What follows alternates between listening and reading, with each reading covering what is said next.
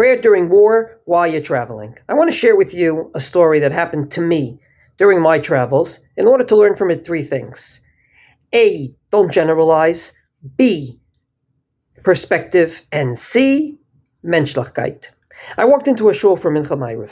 I sit down. Unbeknownst to me, they didn't start yet. Not sure why. I opened up a sefer. 40 seconds later, someone says, "Oh, this guy walked in. We can daven." Okay.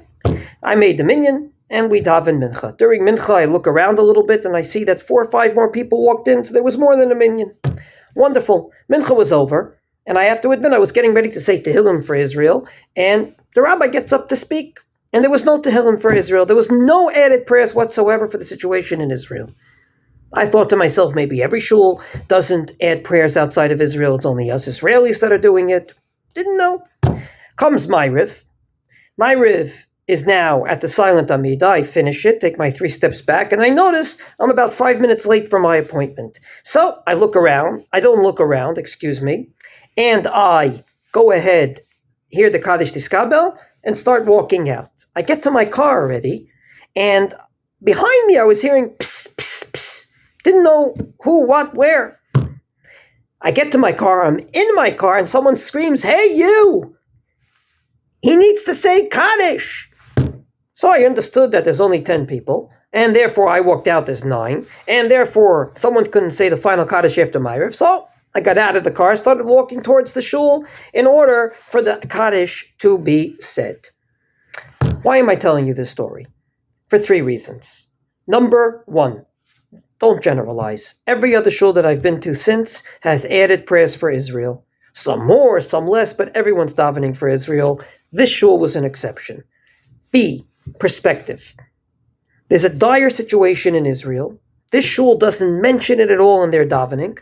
And yet, they're very concerned about the final Kaddish Yatom after Ma'ariv. Just a little perspective. Soldiers are being killed and sacrificing their lives. Hostages in captivity. And you're screaming on the top of your lungs, "Hey, the final Kaddish, the whole world's coming to an end." Perspective. And C, menschlichkeit. I can promise you that if I walked into the shul and I was greeted with a Shalom Aleichem, "What's your name? You're from Israel. How's your family?" That 15-second back and forth, maybe I would have been more sensitive to look around and to see there wasn't a minyan. But since I was treated like a number, I acted like a number. Not happy about it. Don't boast about it. Not proud. But you usually get what you give. And therefore I implore, if indeed you want minyanim to happen and during war, 3 things. Number 1, don't generalize about shuls. This was an exception. This shul didn't daven for Israel. B, perspective.